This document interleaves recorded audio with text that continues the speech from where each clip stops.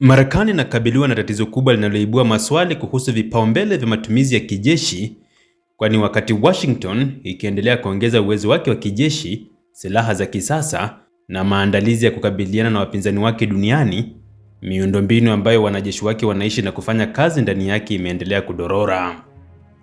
Ripoti mpya ya Government Accountability Office (GAO) imeonyesha kuwa idara ya ulinzi ya Marekani inakabiliwa na mzigo wa matengenezo uliochelewa wenye thamani ya takriban dola bilioni 285 katika mwaka wa fedha 2025.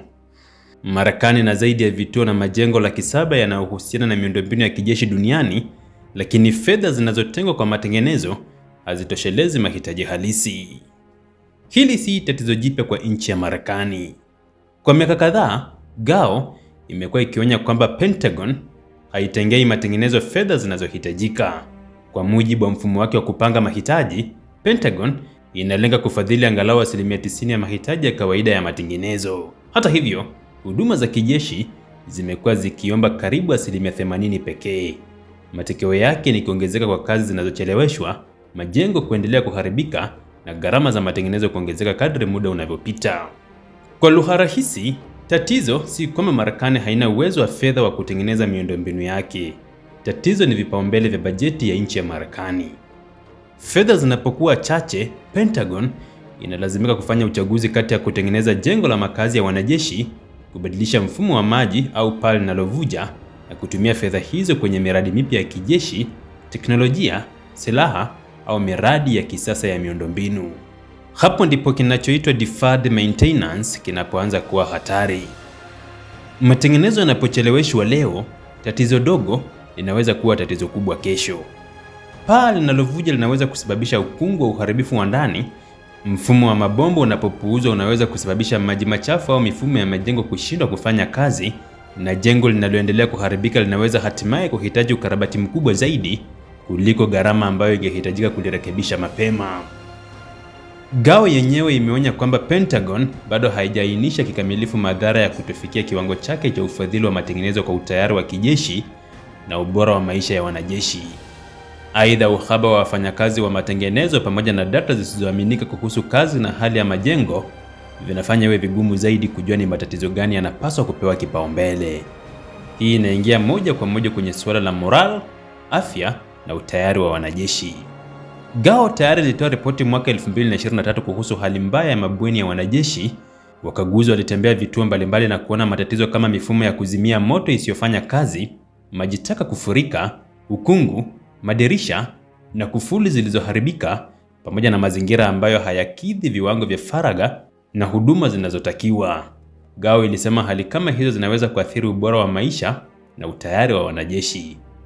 Ripoti hiyo ilitoa mapendekezo 31 kwa Pentagon kuhusu mabweni, ikiwemo kuboresha tathmini za hali ya majengo, kupata taarifa sahihi zaidi kuhusu fedha zinazotumika na kuimarisha usimamizi. Kwa hiyo, kinachoonekana sasa si tukio moja la ghafla, bali tatizo ambalo limekuwa likijengwa kwa miaka mingi.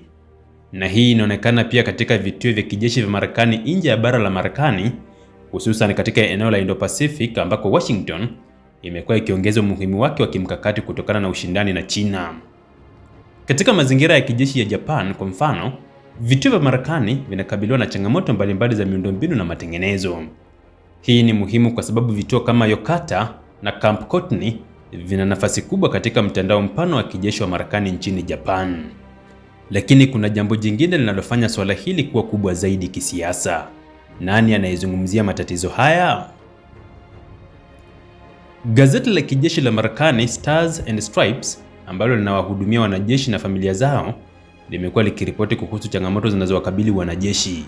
Gazeti hilo lina uhusiano wa kifedha na idara ya ulinzi, lakini lina jukumu kubwa la kutoa habari kwa jamii ya kijeshi. Mnamo Agosti mwaka 2026, Pentagon ilichukua hatua za kuwaondoa kazini publisher Max Ledra, editor-in-chief Eric Slavin na mwandishi Lara Cott kwa madai ya insubordination. Kwa mujibu wa CBS News, Slavin na Cott waliunganisha hatua hiyo na mahojiano waliotoa kuhusu uhuru wa uhariri na uwezekano wa udhibiti wa habari kwa wanajeshi. Slavin alisema aliona udhibiti wa habari kama mstari ambao usingepaswa kuvukwa, akisisitiza kwamba Stars na Stripes inapaswa kubaki huru kuhariri kwa mujibu wa sheria na sera za Pentagon. Hapo ndipo swala linapokuwa nyeti zaidi. Kwa upande mmoja, Pentagon inaweza kusema kwamba wafanyakazi wake wanapaswa kufuata taratibu na mamlaka za kiutawala. Na kwa upande mwingine, gazeti linalohudumia wanajeshi linapokuwa likiripoti kuhusu hali halisi wanayoishi nayo wanajeshi, kuondolewa kwa viongozi na waandishi wake kunaweza kuibua wasiwasi mkubwa kuhusu kama taarifa zinazowafikia wanajeshi zitaendelea kuwa huru. Na hili linatoa wakati ambapo Stars and Stripes imekuwa ikiripoti pia kuhusu changamoto za ubora wa maisha na afya ya akili miongoni mwa wanajeshi wa Marekani. Hivyo, kuna mgongano wa maslahi mawili muhimu. Je, Pentagon inawekeza vya kutosha katika maisha ya kila siku ya wanajeshi wake? Na pili, je, wanajeshi na umma wanaruhusiwa kusikia kwa uhuru kuhusu matatizo hayo? Maswali haya yana umuhimu mkubwa kwa sababu nguvu ya jeshi haipimwi kwa idadi ya ndege, meli, makombora au bajeti pekee.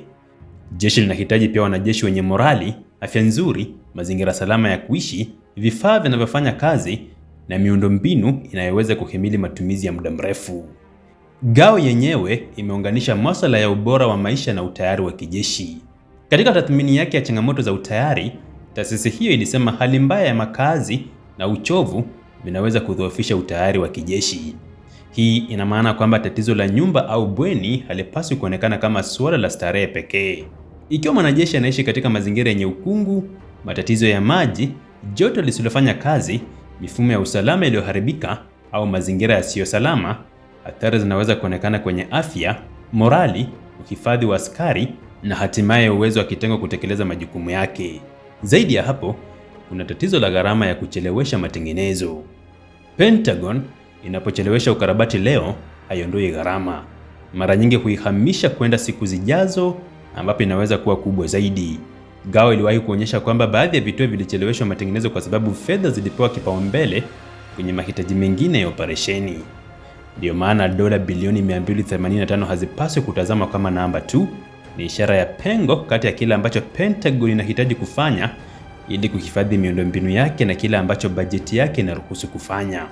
Na kuna jambo lingine la kuzingatia. Pentagon tayari inatumia mamia mabilioni ya dola kila mwaka katika shughuli za kijeshi, lakini kuwa na bajeti kubwa ya ulinzi hakumaanishi moja kwa moja kwamba kila eneo la jeshi limefadhiliwa vya kutosha. Fedha zinaweza kuelekezwa kwenye teknolojia mpya huku miundombinu ya zamani ikiendelea kudorora. Na hapo ndipo swali la msingi la uchambuzi huu linapojitokeza. Je, Marekani inajenga jeshi la baadaye huku ikiacha msingi wa jeshi la sasa ukidhoofika? Kuna ushahidi mwingine unaofanya swali hilo kuwa muhimu. GAO imeonyesha pia kwamba mifumo mbalimbali ya silaha za Marekani inakabiliwa na changamoto za sustainment, upatikanaji wa vipuri pamoja na matengenezo. Katika baadhi ya magari ya kijeshi ya Army na Marine Corps, viwango vya mission capable vimeshuka tangu mwaka 2015, huku ukosefu wa vipuri na vifaa vikiwa miongoni mwa sababu kuu za baadhi ya magari kutokuwa tayari kwa misheni. Hii inaonyesha kwamba changamoto ya Marekani si lazima iwe ukosefu wa teknolojia. Badala yake, moja ya changamoto zake ni gharama na ugumu wa kudumisha mfumo mkubwa wa kijeshi unaotawanyika duniani kote. Marekani ina vituo vya kijeshi katika maeneo mengi, meli zinazotakiwa kuwa baharini, ndege zinazotakiwa kuwa angani, magari yanayotakiwa kuwa tayari ardhini na wanajeshi wanaohitaji makazi salama. Kila sehemu ya mfumo huo inahitaji fedha za kuendesha na kutunza. Kwa hiyo, wakati Pentagon inataka kuongeza uwezo wa kijeshi katika Indo-Pacific, Ulaya na Mashariki ya Kati inakabiliwa na swali gumu la bajeti. Itapata wapi fedha za kudumisha kila ambacho tayari inakimiliki? GAO sasa imetoa mapendekezo 13 mapya kuhusu usimamizi, mawasiliano ya hatari na uaminifu wa data katika eneo la matengenezo ya vituo vya kijeshi. Hivyo, tatizo linaloonekana sasa ni zaidi ya paa linalovuja au ukungu kwenye bweni. Ni suala la mkakati wa kitaifa. Ikiwa Pentagon inataka jeshi lenye uwezo mkubwa wa kupigana vita vikubwa katika maeneo mbalimbali ya dunia, lazima pia iwe na uwezo wa kutunza miundombinu, vifaa na watu wanaobeba mzigo huo. Na ikiwa waandishi wanaoripoti matatizo hao wanaondolewa, mjadala unahamia kwenye eneo nyeti zaidi: uwazi, uwajibikaji na uhuru wa habari ndani ya taasisi ya kijeshi. Kwa upande wa Pentagon, hatua za kinidhamu dhidi ya wafanyakazi zinaweza kuwasilishwa kama suala la utawala na utiifu wa amri. Lakini kwa upande wa umma, swali linalobaki ni kama hatua hizo zitaongeza uwajibikaji au zitafanya matatizo ya ndani ya jeshi kuwa magumu zaidi kufahamika. Mwisho wa yote, jeshi lenye silaha za kisasa lakini lenye wanajeshi wanaoishi katika mazingira yasiyo salama si picha kamili ya utayari wa kijeshi. Utayari wa kweli unahitaji silaha, teknolojia, miundombinu, matengenezo, afya ya wanajeshi, morali na mfumo wa habari unaoweza kuonyesha matatizo bila kuogopa kuyataja. Na ripoti mpya ya GOA inaonyesha wazi kwamba Marekani ina kazi kubwa mbele yake: kupunguza mzigo wa matengenezo wa dola bilioni 285, kuboresha data, kuongeza fedha za sustainment za silaha na kuhakikisha kuwa ubora wa maisha ya wanajeshi hauwi kitu kinachotolewa kafara kila mara wakati wa kugawa vipaumbele vya bajeti.